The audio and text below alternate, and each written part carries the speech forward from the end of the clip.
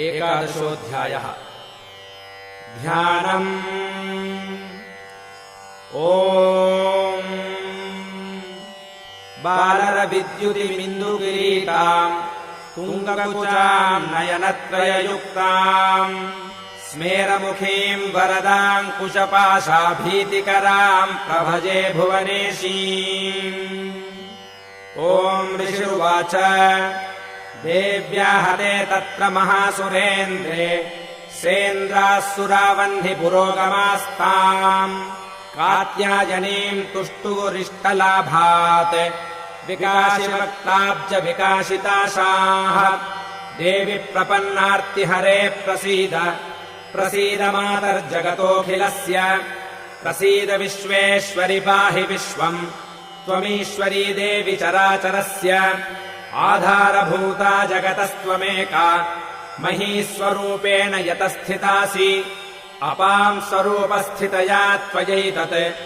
आप्यायते कृत्स्नमलङ्घवीर्ये त्वम् वैष्णवी शक्तिरनन्तवीर्या विश्वस्य बीजम् परमासि माया सम्मोहितम् देवि समस्तमेतत् त्वम् वै प्रसन्ना भुवि मुक्तिहेतुः विद्याः समस्तास्तव देवि भेदाः श्रियः समस्ताः सकला जगत्सु त्वयैकया पूरितमम्बयैतत् का ते स्तुतिस्तव्यपरापरोक्तिः सर्वभूता यदा देवी स्वर्गमुक्तिप्रदायिनी त्वम् स्तुता स्तुतये का वा भवन्तु परमोक्तयः सर्वस्य बुद्धिरूपेण जनस्य हृदि संस्थिते स्वर्गापवर्गदे देवि नारायणि नमोऽस्तु ते कलाकाष्ठादिरूपेण परिणामप्रदायिनी विश्वस्योपरतौ शक्ते नारायणि नमोऽस्तु ते सर्वमङ्गलमाङ्गल्ये शिवे सर्वार्थसाधिके शरण्ये त्र्यम्बके गौरि नारायणि नमोऽस्तु ते सृष्टिस्थितिविनाशानाम् शक्तिभूते सनातनि गुणाश्रये गुणमये नारायणि नमोऽस्तु ते शरणागतदीनार्तपरित्राणपरायणे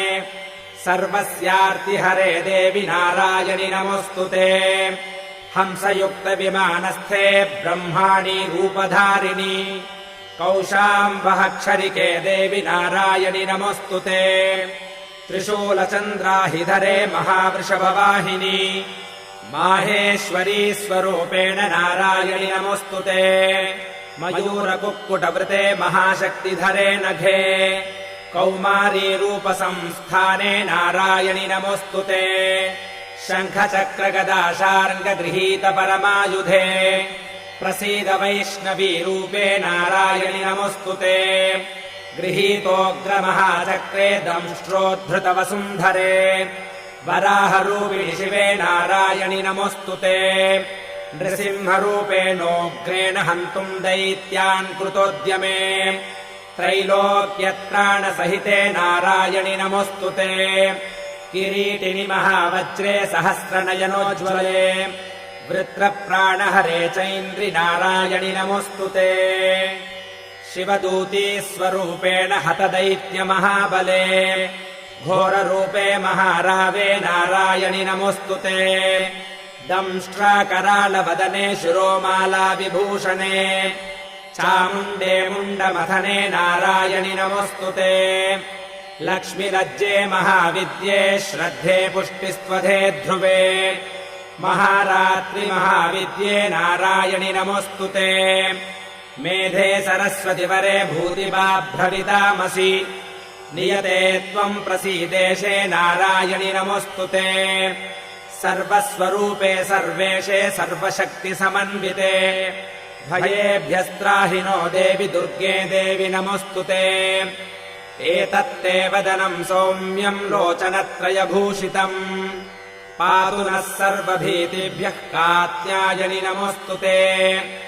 ज्वालाकरालमत्युग्रमशेषासुरसूदनम् त्रिशूलम् पातु नो भीतेर्भद्रकाळि नमोऽस्तु ते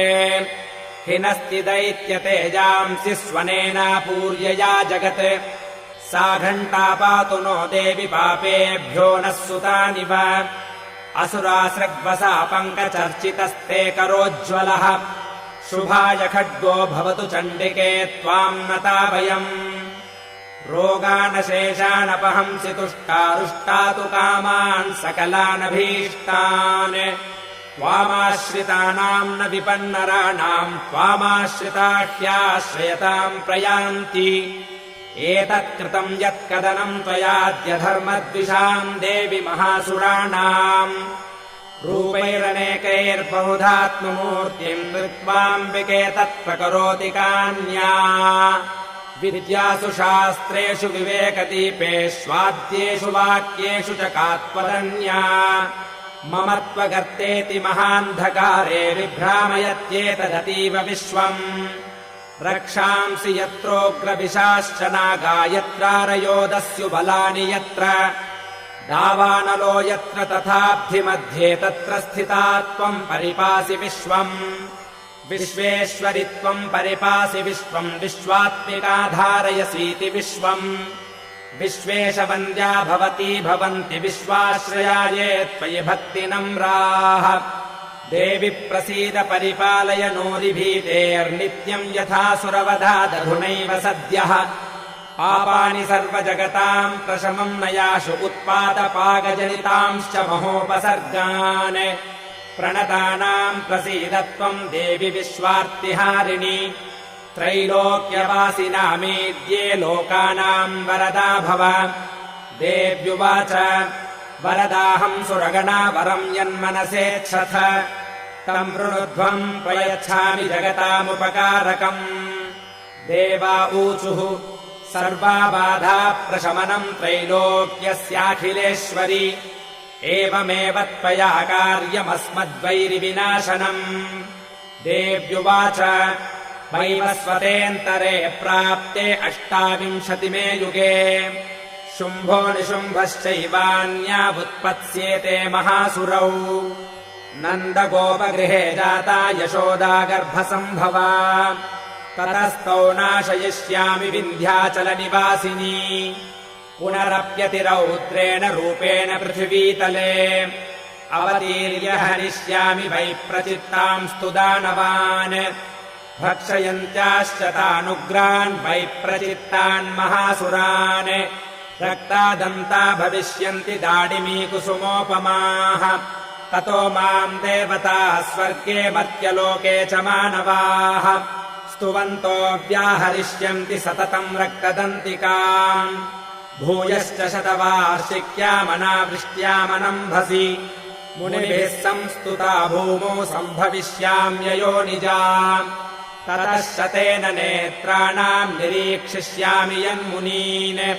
कीर्तयिष्यन्ति मनुजाः शताक्षीमीति माम् ततः ततोऽहमखिलम् लोकमात्मदेहसमुद्भवैः भरिष्यामि सुराः शाकैरावृष्टेः प्राणधारकैः शाकम्भरीति विख्यातिम् तदा यास्याम्यहम् भुवि तत्रैव च वधिष्यामि दुर्गमाख्यम् महासुरम् दुर्गादेवीति विख्यातम् तन्मे नाम भविष्यति पुनश्चाहम् यदा भीमम् रूपम् कृत्वा हिमाचले रक्षांसि भक्षयिष्यामि मुनीनाम् त्राणकारणात् तदा माम् मुनयः सर्वे स्तोष्यन्त्यानम्रमूर्तयः भीमादेवीति विख्यातम् तन्मे नाम भविष्यति यदारुणाख्यस्त्रैलोक्ये महाबाधाम् करिष्यति तदाहम् भ्रामरम् रूपम् कृत्वा सङ्ख्येय षट्पदम् त्रैलोक्यस्य हितार्थाय वधिष्यामि महासुरम् भ्रामरीति च माम् लोकास्तदा स्तोष्यन्ति सर्वदः इत्थम् यदा यदा बाधा दानवोत्था भविष्यति तदा तदावतीर्याहम् करिष्याम्यनिसंक्षयम् ओम् इति श्रीमार्कण्डेयपुराणे सावर्णिके मन्वन्तरे देवीमाहात्म्ये देव्या स्तुतिर्नाम 11 अध्यायः।